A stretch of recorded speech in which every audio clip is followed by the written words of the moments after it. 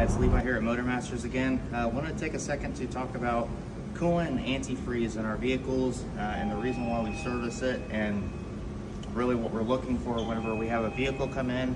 Every time, this is one of the things that we're checking, and the reason why we're checking it is for a couple different reasons. If you look at these bottles, at first glance, if you really didn't know better, you might actually think that all three of these contain a pretty similar liquid, and that the contents of the chemicals in them may be even pretty close, but you'd actually be drastically wrong. And having one of these inside your vehicle, or having two of the three of these inside your vehicle on their own, will actually destroy your vehicle, cause really big issues with your engine, overheating issues, and which obviously can lead to engine failure. And those are some of the things that we're trying to avoid whenever we're talking about these things. So going through this stuff, we have three different coolant levels here, three different coolant mixtures. And the mixture is one of the most important things when we're talking about coolant. You have two components inside your coolant antifreeze, which is coolant and antifreeze. The antifreeze itself is a chemical that is going to keep your coolant from reacting harshly to environments, whereas the coolant, which is actually the water in the system, is going to keep the heat from the engine running and operating out of critical components and allow your engine to dispel engine heat correctly. So one of the things that we do whenever, like I said, whenever your vehicles come in, is we check the coolant content. And when we're checking this content, we do it by using this tool right here.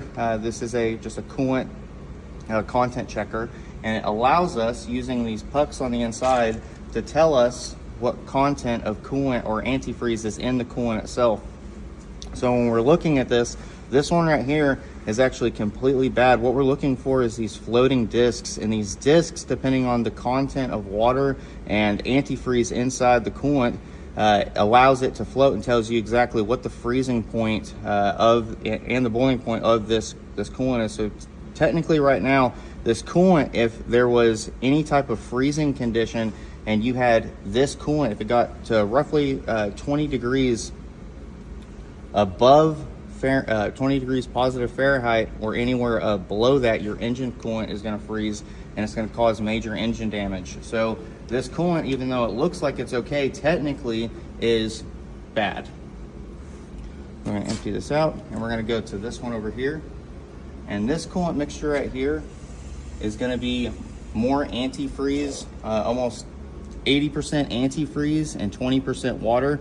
And what you're going to see here is that all of these discs here are going to float, including this final one down here at the bottom. It's going to come off the bottom just a little bit. And what that's going to indicate is that this coolant, this antifreeze mixture, is too high on the antifreeze side, and it's not going to allow heat transfer of the coolant inside your engine, which is also going to cause damage. So we want to avoid having too much antifreeze in our coolant system as well.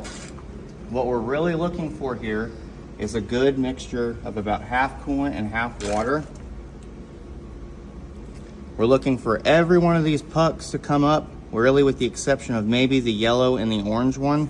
We can run a content based on the environment that we're in. So if we're here in Texas and we know we're not going to ever get below 15 degrees negative, like that's never going to happen. So we really just need to worry about the first 4 pucks, and as long as we're getting the first 4 pucks, then we're within a range, a temperature range for the coolant to be able to handle the environment itself and not cause any kind of engine damage as it's experiencing these things. So